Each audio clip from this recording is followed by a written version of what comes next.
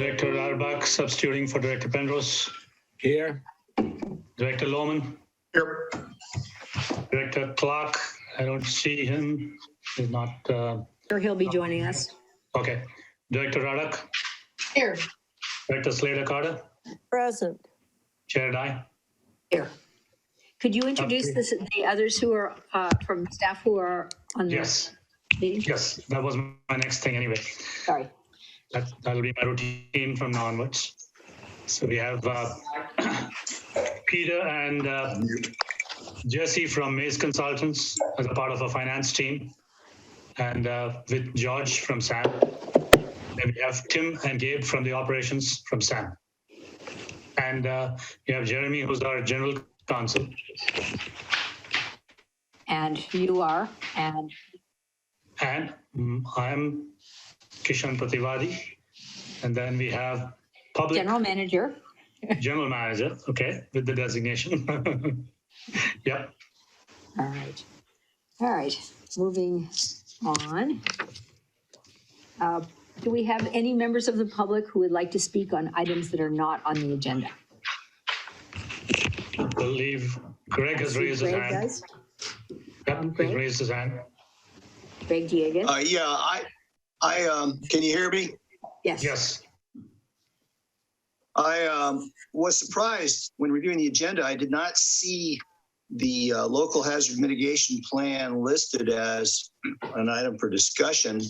And, you know, I feel both as an MCC council person and as a resident, SAM is a uniquely vulnerable facility when it comes to a number of natural disasters.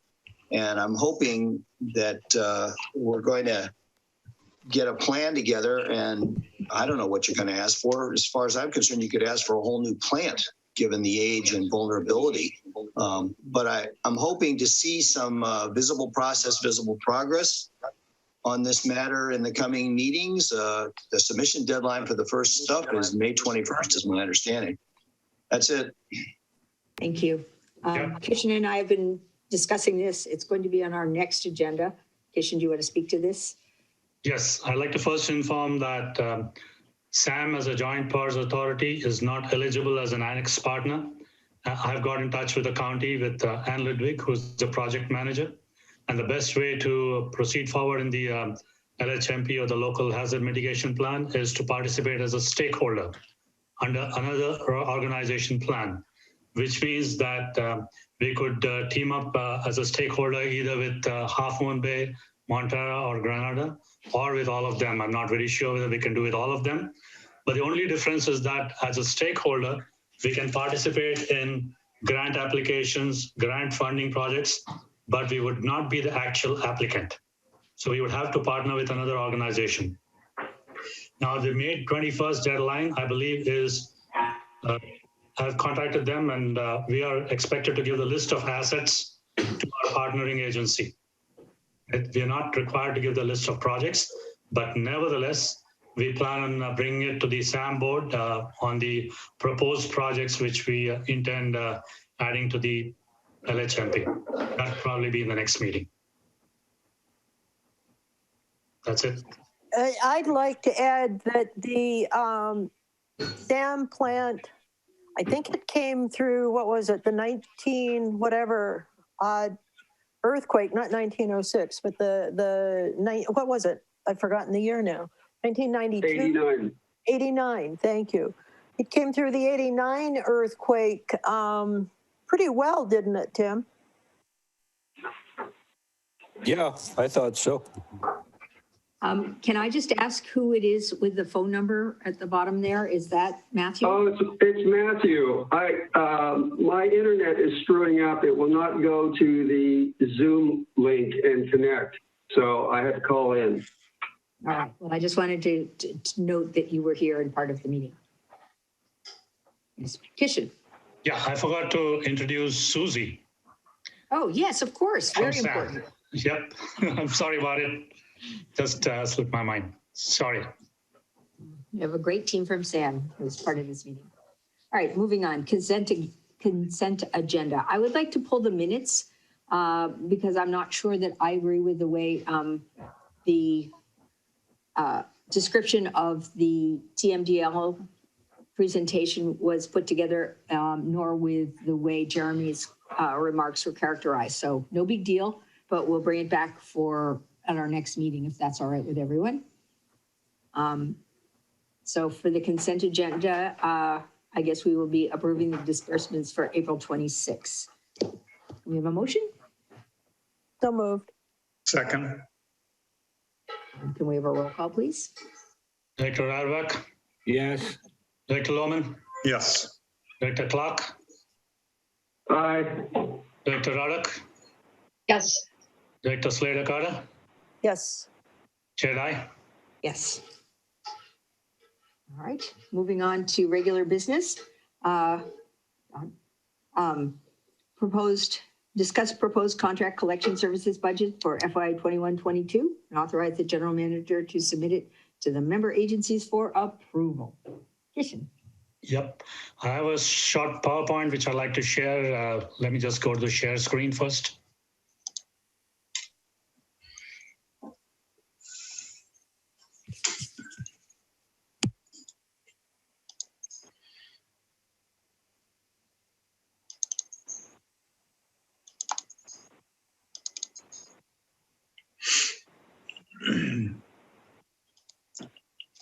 Are you guys able to see my screen? Yes. Okay, very good. Yeah, so here comes our budget, collection budget, and after that we have the general operations budget.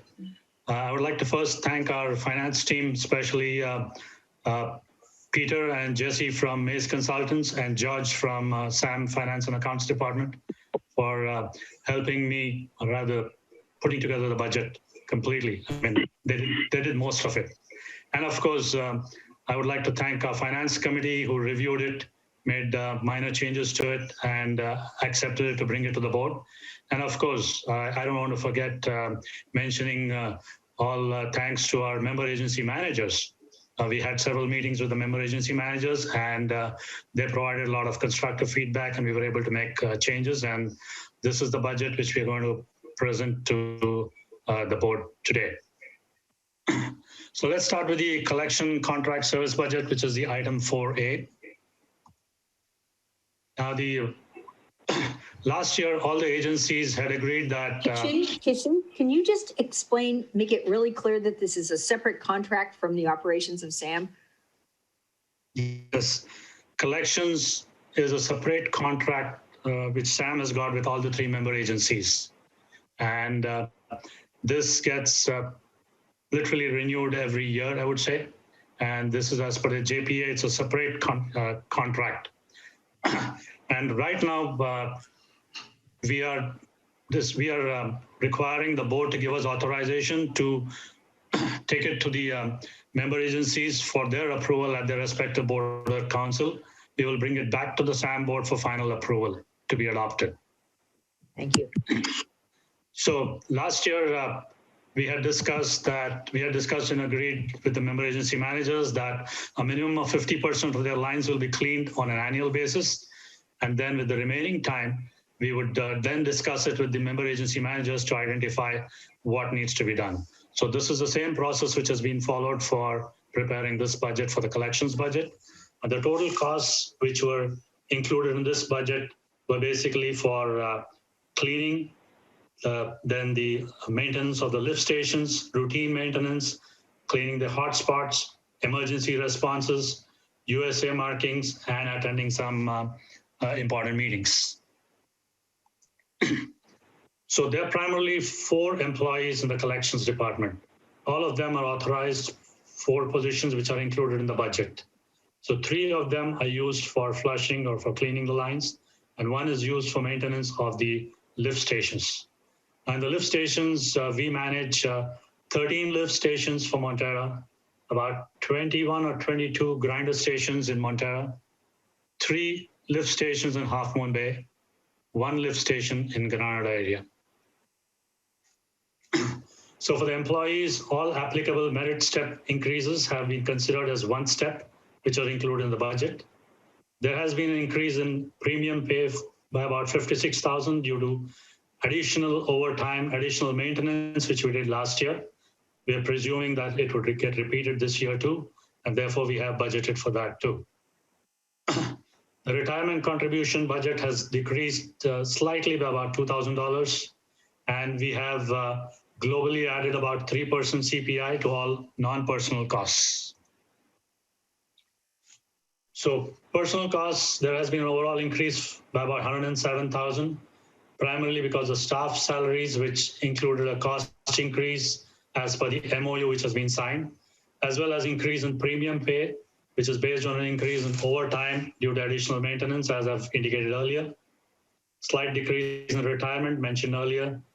Slight increase in health benefits, increase in retiree medical benefits, and miscellaneous benefits. We also decided to add about 5% administrative allocation to the collection budget, which resulted in an overall 21% increase, because a couple of admin staff who devote their time, about 5% of their time, to collection-related work. And that's what's been added to the budget. And who are those staff, Kishan? Yeah, the staffs are myself, Tim Costello, Susie, and Georgie from Finance Department. So 5% of their time is being charged to this. Yes, 5% of their time has been added into the collections budget.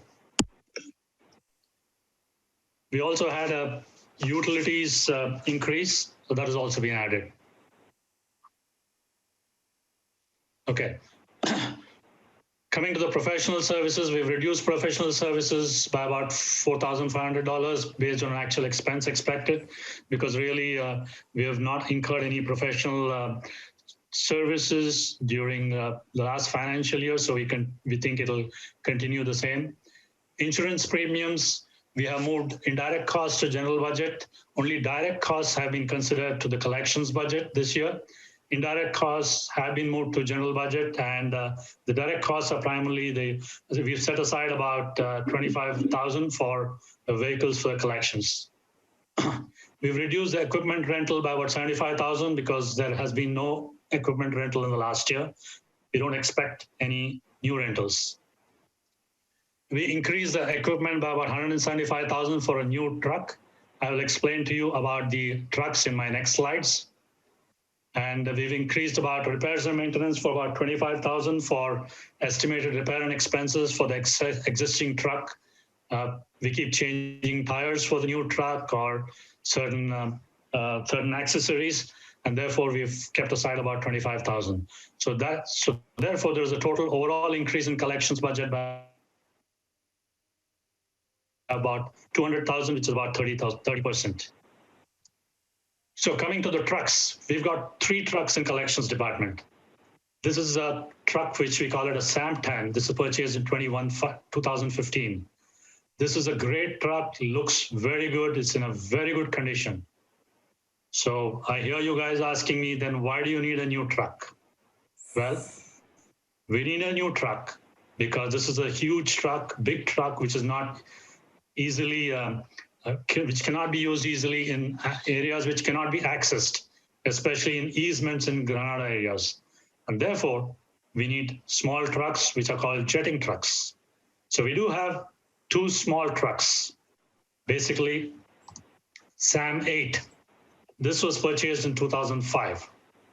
And this truck is no longer operable because there is a reduction in pressure as you operate the cleaning operations. So this is beyond repair, cannot be used. It is just kept as a, I would say, just kept as a piece there, which is used only in case of emergency if something comes up, but then the pressure keeps falling. I don't know how we would utilize it. Therefore, this is not inventory which can be counted. Now we come to the one which is Sam 4. This was purchased in 2002. This is the one which is actually working now in all these easement areas where there is no access for the big truck. Now, this was purchased in 2002, and last year we spent about $20,000 for maintenance purposes. That was a huge amount. Plus, we had a brake failure on this truck while the staff were operating in one of the slopes in Granada area, and they had a miraculous escape. Therefore, it is time for us to replace this truck with a new truck. And that is why the $175,000 has been budgeted. Now, if you want to know more about this truck, I have some more pictures which would justify the requirement for replacement of the SAM 4 truck. This is the inside of an engine. This is parts of the areas which are rusted. You can see this, how bad it is. Look at that hole there, corrosion. These are all from the SAM 4.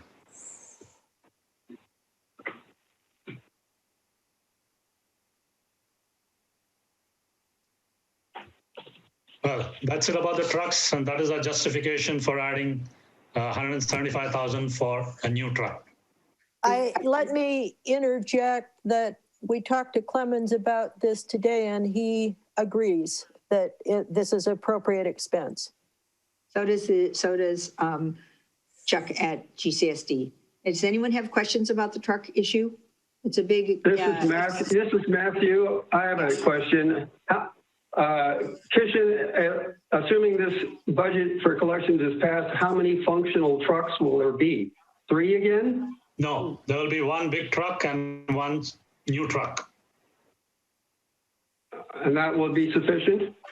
That will be sufficient, yes. We would have the SAM 4, the photos which I showed you only as, I think we would be disposing it off because it doesn't make sense to retain that and spend $20,000 every year for maintenance purposes.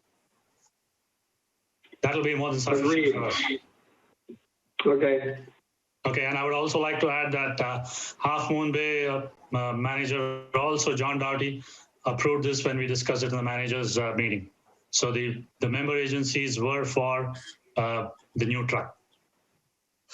What is the storage situation? Are you looking to, as I understand it, they're out in the rain and, well, not so much rain these days, but out in the open, and that there had been a plan at one point to put up a shade structure or something to protect them. Yes, yeah, we are looking into that, and we'll bring that proposal back to the board at a later date.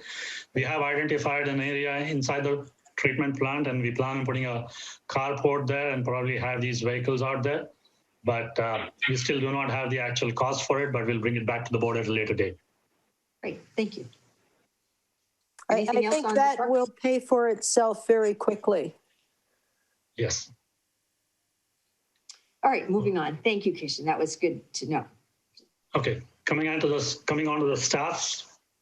As indicated earlier, we have 4 employees in collection budget.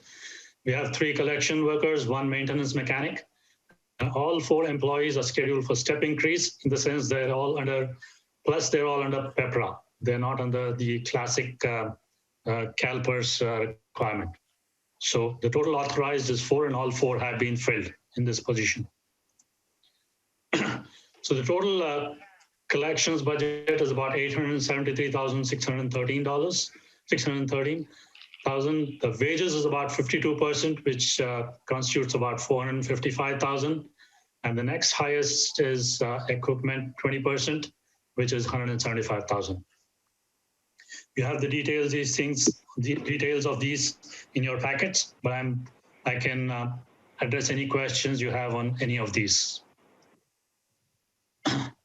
So compared to last year, the wages and benefits have increased by about 21%. Legal and professional services have been totally removed, 100%. All other expenses increased by about 60%. So this is the breakup of the assessment for the collections contract. Half Moon Bay, 34%, which comes to about $297,000. Montara is about 38%, about $331,000. Granada is about $244,000, which is 28%. Montara is more because, as indicated earlier, we have to maintain 13 lift stations and 22 grinder pump stations, compared to Half Moon Bay, which is 3, and Granada, which is 1. But is it also based on the length of the lines? Yes, it is, but it's a combination of both. Yeah. Kishan, let me interject here. The pie chart on page 20 of our agenda, our packet, is incorrect. The legend is the pie chart below shows details of the allocation of the proposed budget for each member agency. The dollar numbers are correct. However, the percentages are actually, that's the percent of change in this budget, and it should be the percentage of allocations which you just named. Half Moon Bay at 34%, MWSD at 38%, and GCSD at 28%. Yes, thank you for bringing it up. It was a typo. We noticed it. I'm sorry, I forgot to bring it up at the start of the meeting. We did notice as a typo, but the dollar amount is correct as you indicated, but the percentage needs to be corrected as per the PowerPoint. We will take care of it before we send it to the agencies.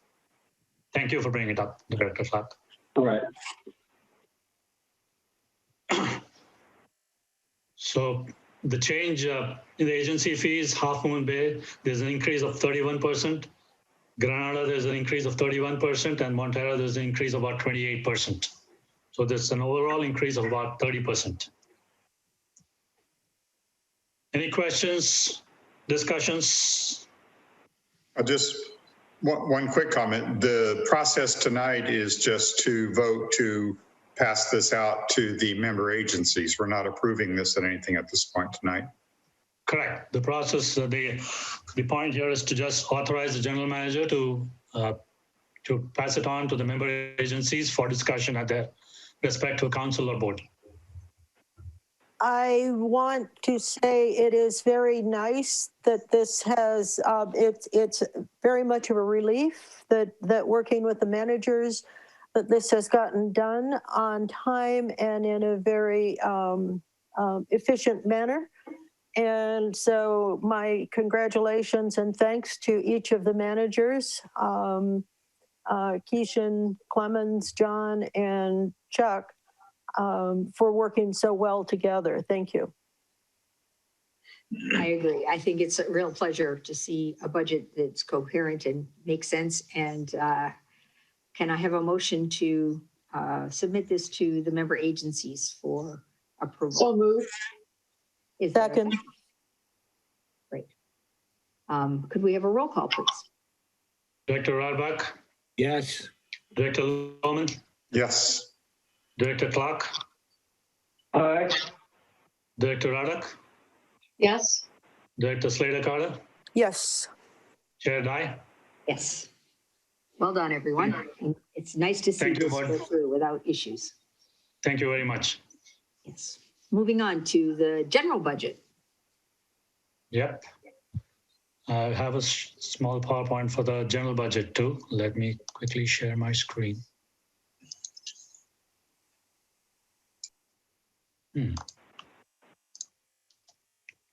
Sorry, I need to.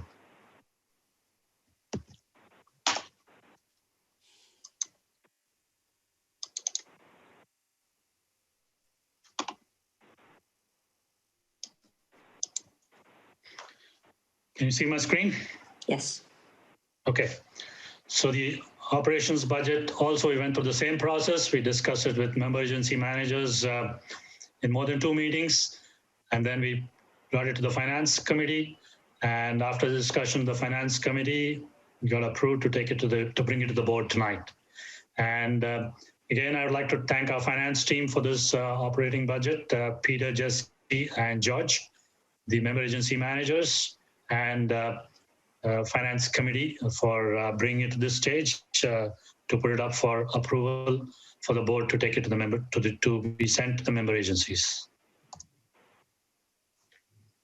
So at the start, we assumed that all authorized positions are included in the budget. We did not account for any new positions. It's the same positions as last year. Excuse me. All applicable merit step increases at 1 step are included in the budget. Vacant positions are budgeted at mid-step. There is a vacant position at this point of time. I'll come to that slide a little later. There's a utility worker which is vacant right now.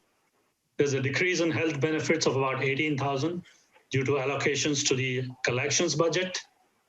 Retirement contribution decreased due to underestimation of the retirement costs due to unfunded liability. What happens is CalPERS typically notifies it at the end of the year. So you have to budget an estimated amount. And that's why it's always a plus or a minus. When they reveal the unfunded liability costs, then we realize that maybe we had overestimated, but it's always better to overestimate slightly rather than falling short of it. We've also applied 3% CPI to all non-personal costs. So the expenses by category, 7.4 million is the total budget, where the wages and benefits about 28%. The highest category is actually the infrastructure, which is about 2.478 million, which is about 33% of the cost. And the infrastructure budget was separately approved by the board in the month of February. And that has actually been merged into the operations budget. All of the expenses is about 38%. Legal and professional services is about 19%. We'll come to the details in the next slides. So just operating expenses, excluding the infrastructure, is about wages and benefits is about 43%. Legal and professional is about 19%. All other expenses about 38%. This is out of the 4.92 million. That is, we've removed the infrastructure. So 7.4 minus the 2.8, whatever we had shown in the 2.4 is 4.92. And this is the breakup of the budget. Now coming to the staff, we have a total of 11 staff plus 1, which is a vacant position. That's why you see the 12. So in the administrative services, we have 3. We have the general manager, the finance officer, and the administrative assistant. Operations admin, I would like to point out that in the administrative services, we did have an accounting technician, and that has been defunded, continues to be defunded. We had defunded last year, and this year we continue to defund it. We are continuing to subcontract our account operations along with whatever can be done in-house by a finance officer. Operations and maintenance, we have defunded the engineering and construction contracts manager, continue to defund, I would say. We defunded that position last year. We continue to defund it. We have supervisor of treatment and field operations, and we've generally given 3/4 of his time, which is 0.75 for operations and maintenance, 1/4 of his time for environmental compliance, which is basically lab-related stuff. Maintenance mechanic, we have 2 maintenance mechanics, 3 operators, 2 lead operators, and 1 utility worker, which is a vacant position. So out of the 11 employees, 1 is vacant, as indicated earlier. 5 employees are scheduled for step increase, and 5 employees are currently at top step, which means they've reached the top step. Every year they do not get the regular step increase except for the COLA, which has been agreed upon in the MOU. The vacant position is budgeted at mid-step, and 1 employee, which is the general manager, is on a contract. So he's not on a step increase or neither on a top step. Any questions? Okay, I hear none. Move on to the next. General budget, wages and benefits, there has been a decrease by about 6%, primarily because we moved part of it to the collections, 5%, like what has been indicated. Elaborate a little more further in the next slides. Legal and professional down by about 29. All other expenses down by about 1%. Operating budget has reduced by 10%. Infrastructure has increased by 25% because there are a lot of equipments which need to be fixed, which has been discussed in the past and has been approved by the board. So in the general budget, there's a slight decrease by about 1% compared to last year. So I'd like to stress the point that the operating budget has decreased by 10% compared to last year. So the personal cost, there's a net decrease due to retirement contribution and wages, about 133,000. Legal services, there has been an increase as a result of ongoing and potential legal cases. It has increased by about 25,000. Engineering services are based on year-to-date actuals. It has decreased by 26,000 in the sense that what has been done is we have added the engineering costs to the project costs and added it to the infrastructure budget. And therefore, there's just a small amount of engineering costs kept aside for treatment-related stuff in case it's not covered in the infrastructure budget. Professional services has decreased due to less reliance on certain consultants. Insurance premiums have been increased due to moving indirect insurance expenses from the collections budget. So you saw the decrease in collections budget, but there is a slight increase in insurance premium in the general budget. Building and maintenance services, projects have been done and capitalized. So they've been pushed to the infrastructure, and that's why there's a decrease. Same is the case with equipment, where pipes related equipment and machinery over 5,000 have been moved to infrastructure budget. Repairs and maintenance have been increased because we've reclassified plant equipment from professional services into repairs and maintenance. Earlier, they were categorized in the professional services, and so you see there's a slight decrease in professional services, but we see an increase in repairs and maintenance. All of the operating expenses, there is a net increase due to CPI and adjustments to other operating expenses. Now, legal and professional services, these are some of our major legal and professional service vendors. You have Calcon Systems, who comes in for equipment maintenance, electrical maintenance. We signed a contract with Calcon Systems last year. The board approved the contract for about $350,000. And I believe the contract is valid for the next 3 years.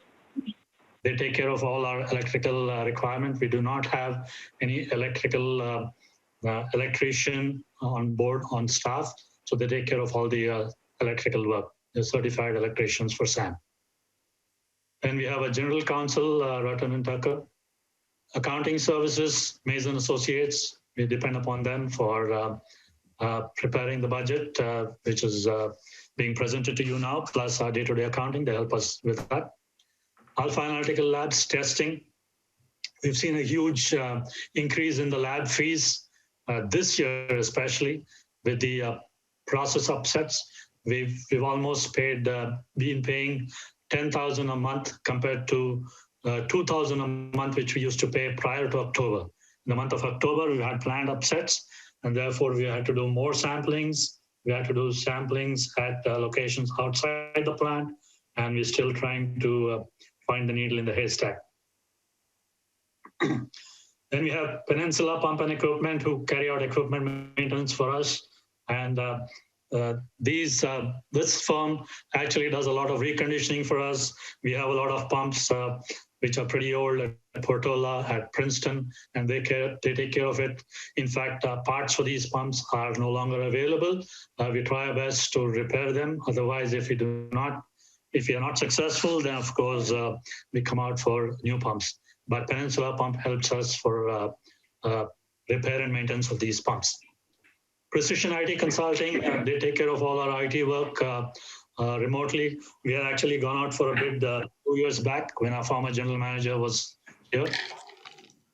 And Precision IT Consulting were the lowest amongst the 3 bids that we received, I guess. And their contract will be up for, or rather we will go out for bid again next year, sometime in January or February. Their contract will end by next January.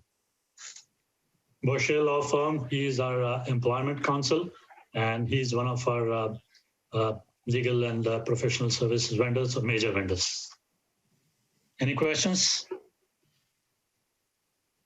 I want to thank you for having the outside services. It will make a big difference in the future in our retirement costs and long-term employee costs.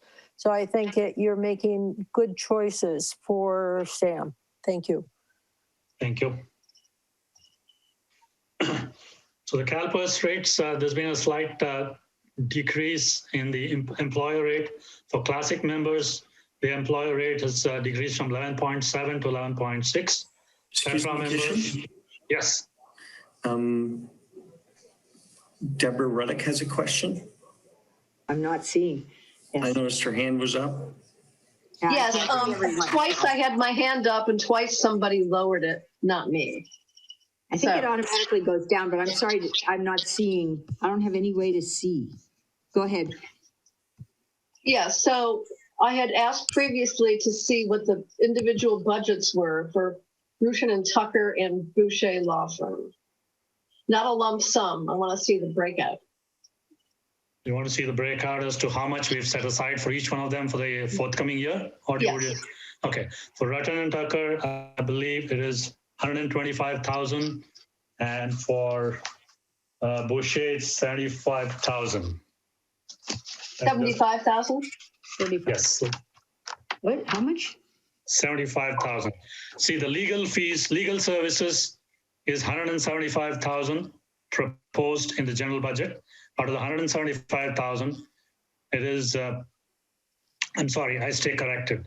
Out of the 175,000, it's 100,000 for Rutten and Tucker and 75,000 for Boucher Law Firm.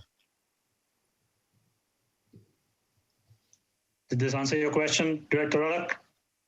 It does. I'm concerned about the size of the budget. Yep.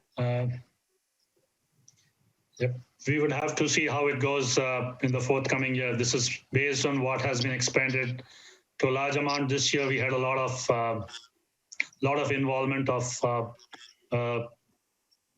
Rutten and Tucker as well as Boucher Law Firm. So we did have an amendment for Rutten and Tucker from 100 to 125,000, but that was only for 2021. So we would see how it goes, and then if there is an increase, then we would have to bring it back to the board at a later date. I will have more questions about this budget after your presentation. Okay. Okay. I'll make sure to ask to find you. Yeah, sorry, when the shared screen is there, we tend to miss the hands. At least it doesn't show up for me. Doesn't show up for Sorry me about either. Okay. Maybe if I put this down here. Yeah, so please speak up if any of you have a question rather than raising a hand. That would be good. You can always feel free to interrupt me, no problem. Hey, Kishan, there's a line that separates between the people on the video and the shared screen. You can slide that line over so you still see everyone, and that way you'll see if a hand pops up. Did it? Okay. Good. Thanks. Okay. Thank you. So I was talking about the employee rate. Employee rate for CalPERS has gone up from 6.9 to 7, and for PEPRA members from 7, it's remained the same since 7.25. Could you Unfunded explain for the in case the public is looking at what PEPRA means and what CalPERS means? Yeah, I believe Classic is for people who have joined the CalPERS prior to 2014, I believe, 2014 or 2013. And for people who have joined after 2014, they're called as PEPRA members. So the Classic members have additional benefits, while the PEPRA members do not have certain additional benefits. And CalPERS is the California Public Employee Retirement System? Correct. Thank you. So the assessments are based on the flow for the operations budget, like always. So the flows were presented to the board in the month of January, and Half Moon Bay was for the last calendar year, for the year 2020. Half Moon Bay was about 58.4%, Granada was about 20.5%, and Montero was about 21.1%. So based on that, the assessment has been decided. So there is a increase in the budget compared to last year for Half Moon Bay by about 3%. Granada, there's a decrease by about 6%. Montero, there's a decrease by about 3%. So this is the flows, historical flows. If you see that last year, Half Moon Bay was in 2019 was 56.56%. And this year they've increased to 58.4%. While Montero Well, Granada has decreased from 21.75 last year to 20.5. Slight decrease in Montero from 21.69 to 21.1%. So this is used for calculation for the assessment for the operations budget. So division budgets by fiscal year, administration has decreased by about 7%, treatment decreased by about 12%, lab increased by 27%. As mentioned to you earlier, we've had to incur a lot of additional expenses, the lab expenses because of the plant upsets. Then we have the infrastructure, which has increased by about 24%, primarily because of replacing certain equipments. Director Okay. Reddick.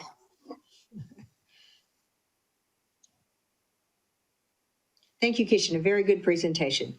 Lots of Thank you information. very much. If I could request to have that PowerPoint sent to each of the board members, I would appreciate that. Thank you. Yes, it goes always a routine practice. Any presentations are always shared. Thank you very much. Yes, Director So- Reddick. What are you proposing to send to the member agencies? So member agencies, I typically send the complete staff report. I'm talking details. about budgets. Yeah, the budget would be complete budget staff report as well as the PowerPoints, which will be given to the member agencies. So my staff's understanding and my understanding is that you're going to be sending two separate budgets, an operating budget and an infrastructure budget. No. And now I heard you earlier in this meeting say you were folding the infrastructure budget back into the operating budget. Yeah, that's the practice always. The infrastructure budget is a part of operations budget, and that's the way it was presented to the member agency managers also, and to the finance committee. So That's not my understanding. My understanding was that there was an agreement that the budgets were going to be separated out. I see John Dowdy has his hand up. Shall we ask him Sure. to weigh in?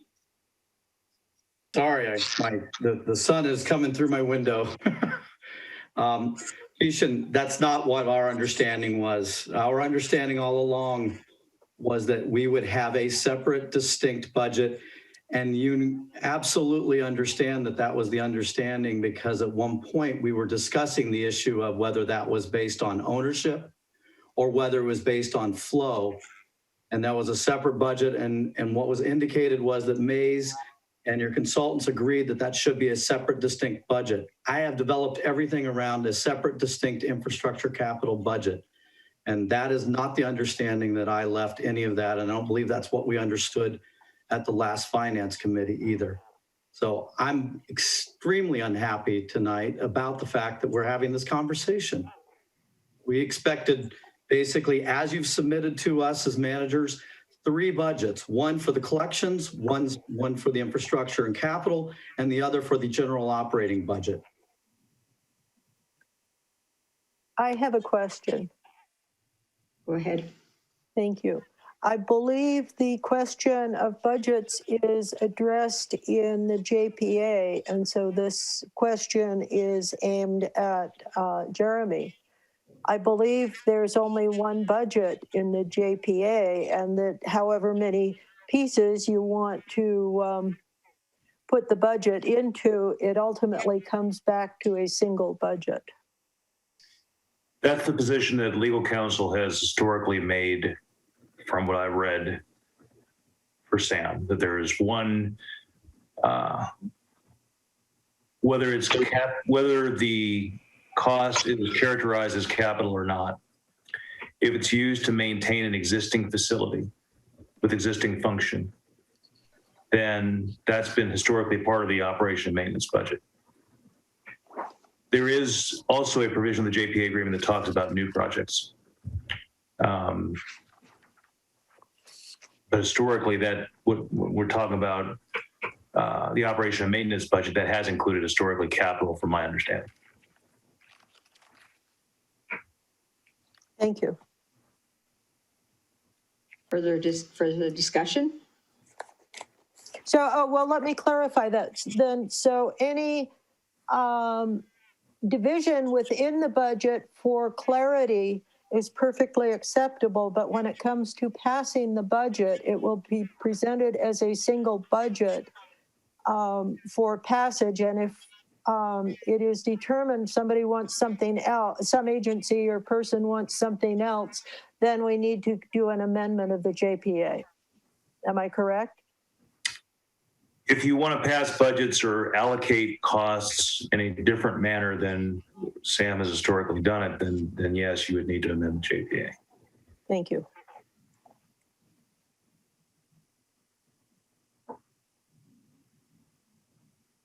Any further comments? This seems to be. What do we see as the impact of your concern? Director Ruddock? I'm not prepared to approve the motion this evening.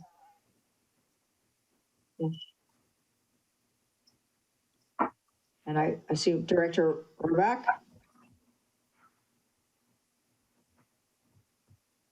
Harvey, are you in the same position? I agree with Director Ruddock, yes. Well, let's have a vote anyway so that we can get this started. Let's just talk for, yeah. Well, why don't we just talk for a minute about what options there are for here? Director Lohman. If an agency disagrees with an item in either budget, I would assume that agency would then argue against that item of the budget. So maybe I'm not understanding, the whole budget would be blocked no matter what. So I'm not sure, I don't understand the split versus everything, because it sounds like if something's going to be blocked, it's going to be blocked. It doesn't matter which piece of the budget's in. If it's presented as a whole, it's shut down and stopped like in the past. So I don't know what the difference between one or two budgets it means if it's going to be shut down no matter what, if there's a complaint that we would then discuss. I don't know. Well, what I hear is that it's about the funding of the allocation of costs to the member agencies for the different parts of the budget. And Half Moon Bay is disagreeing with the legal interpretation of our council. Is that a fair statement?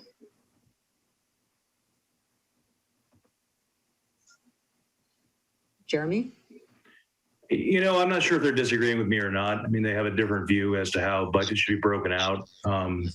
You know, and some of the historical context, I'm limited to what I've seen from the opinions of prior general counsels. But I will say this, I don't know if this helps us along at all, but you know, the action proposed tonight is only to discuss the general budget, which has occurred, and then authorize the general manager to submit the general budgets to the member agencies for approval. So at this point, the vote wouldn't be to approve the general budget. It was simply to have it go to the member agencies. And so I don't know if that helps move things forward or not, but I just figured I'd clarify that. Director Lohman. Yeah, and again, maybe that's my understanding, but then if one of the agencies doesn't like part of the budget, they would just not approve it, and then it's not approved. And then what? Well, then it comes back to here for something. So. Well, it seems to me that since they are pieces within a larger single budget, if you don't like a part of it, you can't just, you don't have we don't have line item vetoes at SAM. I saw that Director Ruddock had her hand up. You know, we'd be willing to, you know, make or support a motion to pass on the O&M budget without the infrastructure division. No. There are so many things in the infrastructure that have to do with the safety of our employees and the environmental security of our system And so I think we need to continue to look at the budget as a whole, rather than putting our employees and our environment at risk. Let's vote. We don't have a motion at this point. So I move as suggested in the staff report. Do we have a second? Could you call the roll, please? Director Radbach, No. Director Lohman, Yes. Director Clark, Aye. Director Radek, No, Director Slater Carter, Aye. Chair Dye. Aye. Motion fails. The issue is not, there has already been discussion of the scale and scope and the details of the infrastructure budget. I think we should be clear here that the issue is the funding breakdown for the infrastructure budget. Am I correct about that? Director Reddick? here's what I suggest. So the motion failed. Keishan and Jeremy go back and talk to the general managers and get consensus about how to move forward. Well, We had consensus. I think the problem is the JPA, which requires a single budget. And I think it can't be overridden by the consensus of just the managers. That's true. This is going to have to come back to us. It doesn't seem to me that we're going to be able to discuss this and resolve it tonight. That it is indeed going to have to go back for legal to get involved and the general managers.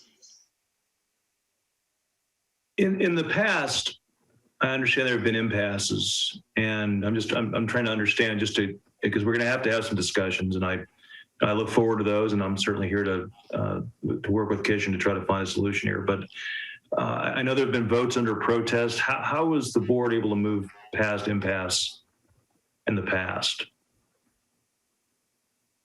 And I can talk to Kishan and others direct offline if that would be more helpful.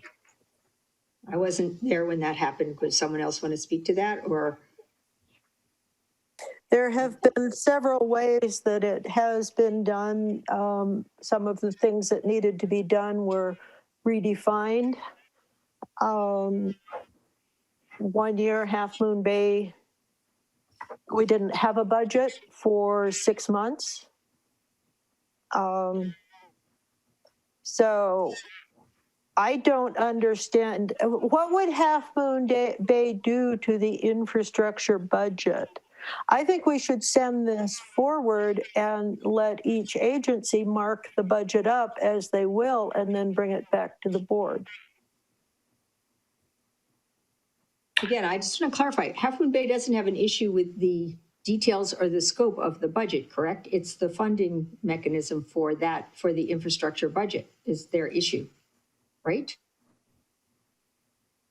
The issue is a bait and switch where our staff was distinctly told that they were going to get 2 budgets to review. The city was going to get 2 budgets. And now it's being folded into the operating budget. So there's a breakdown in communication here, which needs to be addressed before we take any further steps. Well, I'd like to know how this, To the specifics at all. So I'd like to know how this bait and switch could have happened without the board acting on whether we had 1 or 2 budgets. all right, Director Lohman. Is there a monetary difference, what we're talking about, or is it just taking X number of dollars and splitting it into 2 pieces? If there's no monetary difference, then I don't know what we're arguing about. But if it's My understanding they don't want. I'm not sure what we're arguing about, actually. So They don't want to pay for the infrastructure budget based on how much use they make of the plant. They want It's flow-based versus ownership. is They how want it's to do it allocated. based on Well, ownership. they're not That's the saying issue. that. We're saying that. I know, What is that's Half what I Moon Bay understand, saying? but they're just talking about bait and switch instead of the specifics of what their concerns are, which would be very helpful for all of us to understand what your specific concerns are, not about your concerns about the process. What is Thank it that you. you want to happen? What is it? What is that why do you want them separated? What is the important point that we should understand about why you want them separated? Because capital budgets and operating budgets are supposed to be separate. And every other government agency treats them separately. And there was a discussion at the general manager level that that's what was going to happen this year. And so that's what was expected. And now we're hearing no. So until that communication issue has been resolved, nothing more is going to happen tonight on this budget as far as we're concerned. Well, I'd like to know. The best bet is to stop jawboning this. The motion failed. Staff can move forward with the general managers, and let's move on to attorney, general manager reports, directors reports, and closed sessions. Well, I would like to hear from John Dowdy or Debbie or Harvey how the JPA can be unilaterally changed without any kind of agenda item on the SAM agenda to discuss this, much less having a study, particularly while this lawsuit is going on. And we have so much work to do. So much of it concerns the health and safety of the public and our workers. And so there's two problems I see, and one is a unilateral change to the JPA, and the other is the concern for the public health and safety and our workers and health and safety. And I would appreciate an answer to that so I can understand it and report it accurately to my board.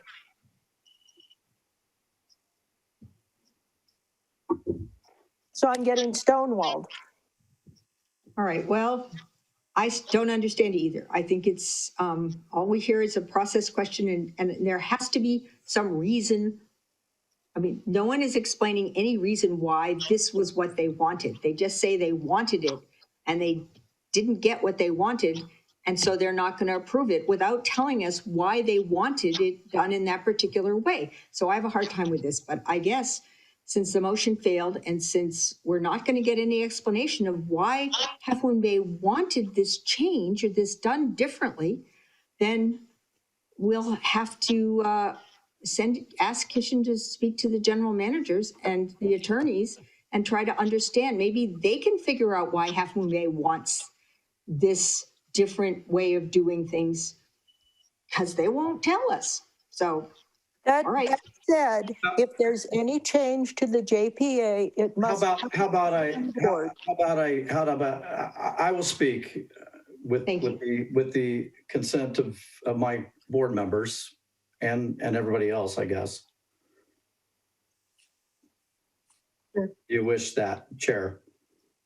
Sure. Yes, I'd really like to hear it. I'm open to hearing information. I will say first and foremost,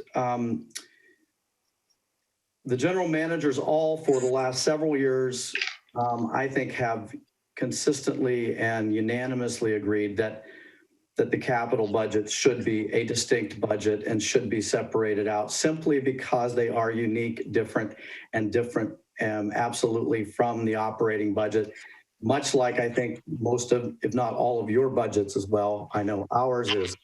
The other bigger piece, back to your JPA comment, obviously Jeremy touched on one of those subjects, which is the authority to opt out of a project that a jurisdiction determines to not benefit them. That has always been, in our estimation, and been identified for years and years and years and years, an issue with why we did not want the capital budget to be wrapped into the O&M budget, because it was a backdoor way to argue that everything was O&M. Nothing was actually a new project because it was all O&M. So this is just asking for transparency and honesty in how we package this stuff and saying, that the capital is capital. It is projects. It is not O&M. That's the primary reason. Have we agreed to the amount? Yes. Have we agreed to the projects as a process? Yes. Basically, we were led to believe throughout the entire process that this was going to be resolved once and for all, that we did not have to have that. We are not asking for you to decide a difference in the 58%. Are we happy with that? No. Do we believe that the JPA says that for capital projects and projects, that's not necessarily a flow-based? It absolutely says it's not a flow-based. It says nothing about what it is. But we're not arguing about the 58%. All we're saying is give us a separate budget, as we've asked for years and years and years, as a capital budget and a separate O&M budget. No reason. We have no intention at this point of saying that we are going to opt out of anything. We just believe it is the right thing to do, and it is the appropriate budgeting thing to do, consistent with the JPA. Capital infrastructure projects budget and O&M budget. They are distinct things. That's all we've asked for. That's what we believe we had coming. And tonight I'm here, I'm stunned because I can't believe I had to tune in to this, to have this conversation, because I thought it was resolved and we had an answer. So that's all we're asking for. Okay, thank you very much. That was really helpful. I hear you say you have no reason to object to it this time, but it's a principle. All right, so I don't think there's anything that we can do tonight except refer it back to Kishan to work with the agency managers and the attorneys to try to resolve this. Does anyone see another alternative to what we could do? No. Do we need a motion to do that? No. To refer it back? Just let Just them decide?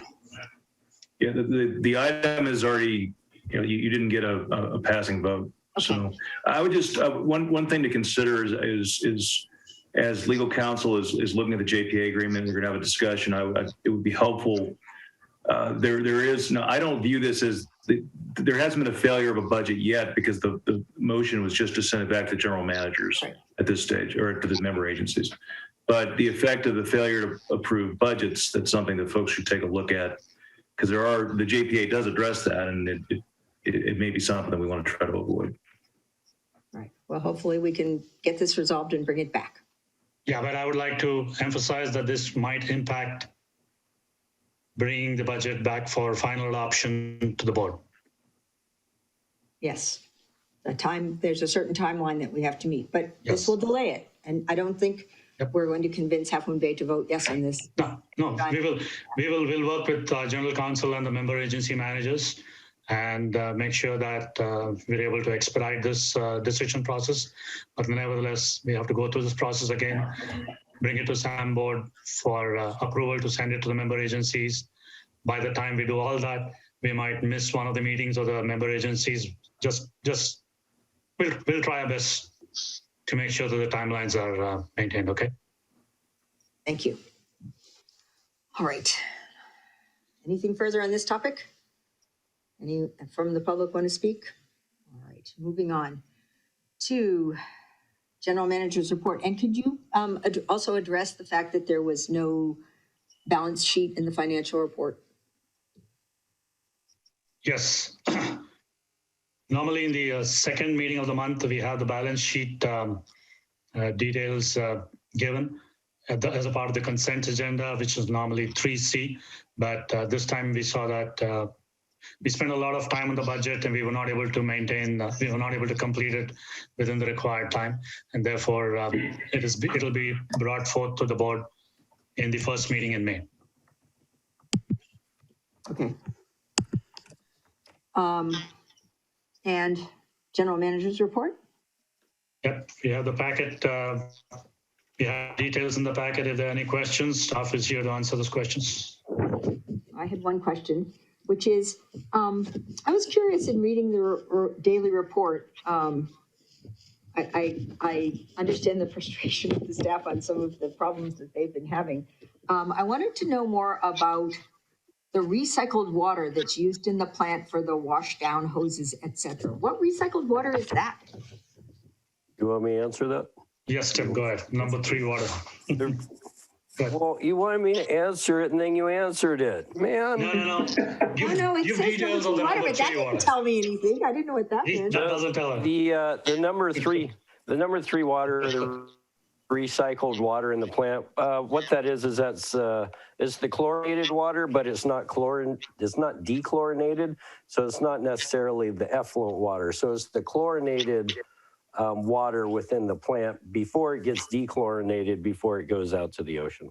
So you can't really use it for anything else because it's still got chlorine in it. But it's sufficient for washing down the roads and washing down the tanks and stuff like that. Not washing cars. Don't use it for washing cars. That's bad. So it's essentially the effluent when it's not quite ready to go. It doesn't have the last step done, and so Yeah, so it's the effluent water that hasn't been dechlorinated yet. Interesting. Yeah. So it's not much different than the water from a public health, or from a water district. It's Whoa, I didn't go there. Well, I'm No, trying to figure out why it's different, except that because it's been chlorinated. Well, the water district's going to have pretty different standards for their discharge water. Yeah. But when we do fire hydrant testing, I mean, the chlorine in the water is a problem. Yeah. I'm not as familiar, obviously, with freshwater systems, but I know it can be a problem if the water stays and is not circulated. Yeah. Yeah, I'm familiar with that. I mean, the regional boards in the last few years have started to regulate, backflow, where you have hydrants need to be flushed, potable systems need to be flushed, and you have potable discharges. And so typically they fall under different regional board general permits. There's a whole category San Diego is one I'm most familiar with, but a whole laundry list of different kinds of discharges that are considered minor and that can operate once the notice of intent to operate under the permit is made. But they do have constituents that are potentially of concern to environmental resources. Thank you. Anything further any more questions for General Manager's report? Okay, Attorney's report? Yes, thank you, board and staff. Just one thing to think about. June 15th, the governor has indicated that we're going to reopen. The tier system goes away. Red, yellow.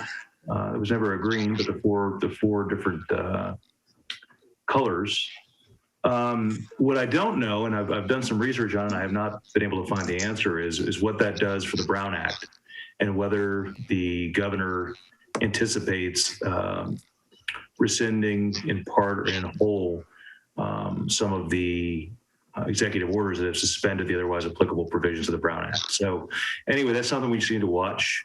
But at some point, you probably need to be thinking about in the next, not too far distant future, that there may need to be some return to our more traditional way of having board meetings. Although I suspect there'll likely be an opportunity to continue some form of virtual participation because it's actually really increased public participation opportunities. But just anyway, that's one to watch as we head to the reopening of California on June 15th. I have not been able to find any guidance as to what the governor intends to do yet, but I will keep my eye on that. Isn't there a law that says that we have to continue to provide a Zoom component to our meetings? I've noticed that on the special districts, question and answer page where people post questions, people are asking, how are we going to do this? And that people are starting to try to figure out how to make that happen where you have public presence at the meeting and you have Zoom. Well, before all this happened, there was some agencies had video conferencing, some had the ability to watch on YouTube, but actually participating remotely in the manner we're doing here was typically if you had a remote location, you'd have to notice the remote location, and then if the public wanted to participate, they went wherever the remote director was, and then they wherever that was, in a hotel room, in a hotel lobby. I actually had that happen once where a couple members of the public met in the hotel lobby at the Sheraton to participate remotely. It was nothing like this. It was nothing as conducive to public participation. Now, there has been legislation introduced to try to integrate these public participation options. I need to check in on where that is in the process. There was a component to that same legislation that was really problematic in the sense that it would have required closed captioning for, into 9 different languages or something like that, which the League of Cities and others were concerned about. But I can check in on that. I suspect we'll get something, but at this point, I'm not sure what form it takes after the executive order is rescinded. Thank you. I know that we added the closed captions to the GCSD meetings. It's pretty straightforward to do. We might want to look into that, because I know if we're going to continue this way, it's actually very nice to have that at the bottom of the screen, and it's not very expensive to do. I would say, however, at the last MCP meeting with the closed captioning, there was some interesting errors in the speech to text. And I would not, and so I think there should be a disclaimer that there might sometimes be interesting errors in speech to text. Yeah, I can report back at the next board meeting on where the legislation is and whatever I learn. Okay, moving on, director's reports. Chair Dye, Yes. I'd like to, before we go into director's report, I'd like to acknowledge, Chair Dye, before we go into director's report, I'd like to acknowledge one of our staff members who joined in a little late during my budget presentation. We have Carlos Mendez, who's our lead maintenance mechanic, also present at the meeting. Welcome. Okay, sorry about that. And actually, before we move on, I wanted to thank George and Peter and Jesse for all their hard work on the financials of the budget. Moving on to director's reports. Not seeing anything. Topics for future board consideration. We are going to discuss at our next meeting the possible projects for submitting to the county local hazard mitigation plan. What they're saying is that there's going to be a lot of hazard money available with both the federal funding and some state funding, and therefore it would be good to present things. And so I think we'll discuss whether or not we can, the three agencies can all together put some SAM projects into that plan, because there's certainly some good projects that could be funded. So we're going to work right away to see what the requirements are, what the projects need to be, how they need to be packaged. And next meeting, we're going to look at options for whether we can support including some of the SAM projects in the plan, which I think would be great. Nothing like funding for good projects. So anything else that anyone wants to talk about for future agendas? I see Matthew's hand up. Oh, Matthew, there you go. What happened to the first flush report? I think that information is pertinent to the TDML thing from the regional board. Yes, that's yes, Director Clark. Yes, Director Clark, that's scheduled for the May 10th meeting. I spoke with our CD and they were not able to come for today's meeting. So it was not convenient for them. They're going to present it on May 10th. Thank you. Anything else? Okay, closed session. I guess we'll say goodnight to all our closed session folks. But before we do, let me just ask Kishan. I don't need a closed session unless you do, Kishan. I don't need one, too. Oh. So you get a treat. I don't think we need a closed session tonight unless anybody really wants to go in closed session. All right. Well, then thank you, everyone. And I guess I'll adjourn this meeting. And okay. Thanks, everybody. We will see you next month. Thank you.